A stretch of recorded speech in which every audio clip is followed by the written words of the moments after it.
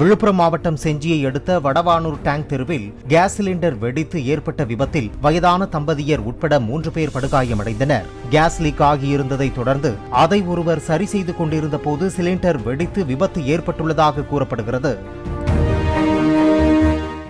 Play store மற்றும் app ஸ்டோரில் இருந்து பாலிமர் செயலியை QR கோடு மூலம் பதிவிறக்கம் செய்யுங்கள்.